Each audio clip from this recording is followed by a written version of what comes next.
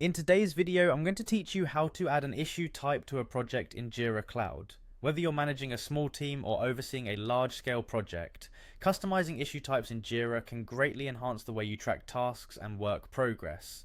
By the end of this guide, you will have the knowledge to tailor Jira to better fit your project needs. Let's begin by heading over to your Jira homepage. This is the central hub where you manage your projects. Once you're there, the next step is to locate the gear icon positioned in the top right corner.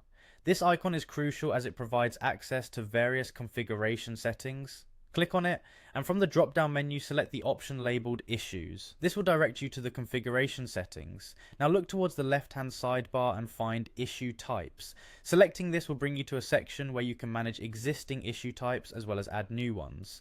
Once you're in the Issue Type section, proceed to click on Add Issue Type located in the top right corner of the screen. This button is essential as it opens the form required to create your new issue type. You'll need to provide a name and description for your new issue type.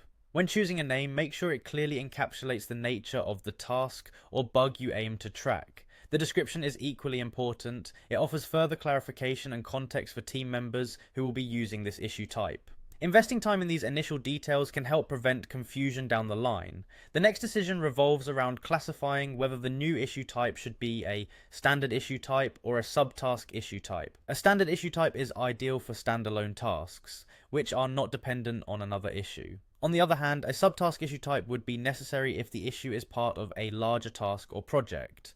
It's important to consider your project structure to make the right choice here, as this will dictate how tasks are broken down and managed. Once you have entered the details for your new issue type and decided on its classification, simply click Add to finalize the creation process. If you've opted to add a completely new issue type, Jira will automatically include it in the default issue type scheme. This means it will become accessible across various projects, unless specified otherwise. By following these steps, you have successfully added an issue type to your Jira Cloud project. This customization is a powerful tool, allowing you and your team to organize work more efficiently and thereby enhance productivity.